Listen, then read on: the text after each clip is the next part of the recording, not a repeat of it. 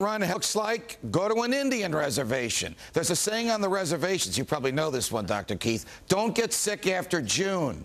Well, we went to the Lower Brule and Rosebud reservations in South Dakota to find out why.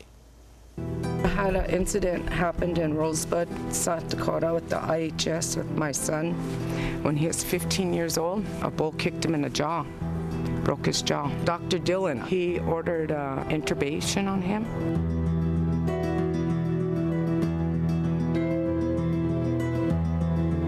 Without putting him out, he was still awake when they did this. They did 24 of them. It was just chaos down there. And I got some reports, handwritten from those nurses, what they said about my son laying on the floor in a puddle of blood, crawling around on the emergency floor. Well, they're all standing there fighting because they could not find any more tubes, so they start picking him off the floor to put him down his throat.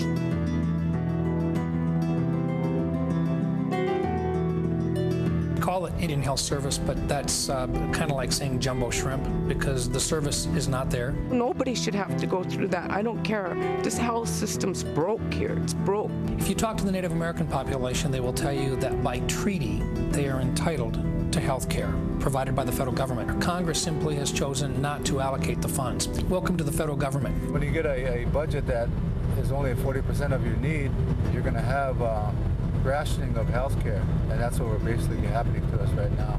Like every service unit throughout Indian Health Service, it's always, don't get sick after June because there's no money left to provide services. And it's pretty much that way all the time. They use that phrase, life or limb. If you're going to lose an arm or you're going to lose your life, those are priority ones.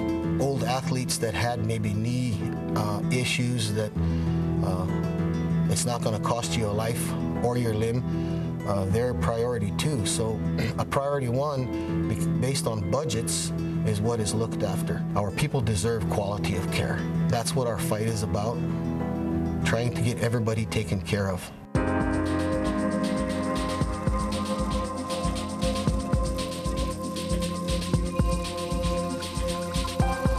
Hopelessness. A lot of the kids that kill themselves have a sense of hopelessness.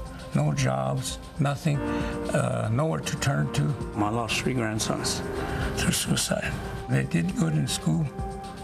One of them was an honor student, and he just got drunk and decided to end it. 1 week later, another one kills himself. It just kind of blows your mind.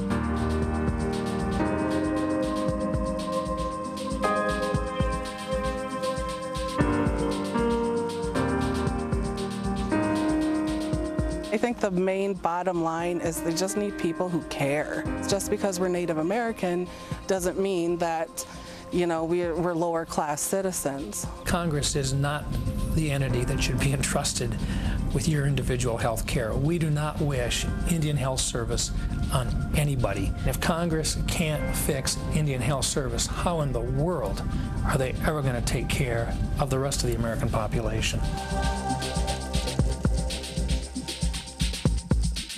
He's still dealing with a lot of it. He's never talked about it. He has flashbacks about it. They told him to watch what he does, because any blow to his throat could kill him. I was just thinking about Obama's health care reform, and if they can't even take care of us here on the Rosebud, how can they take care of the people across this country? It's going to get worse. I can safely say that. Something to think about. Glenn learns all about what socialized medicine is like on the other side of the Atlantic next.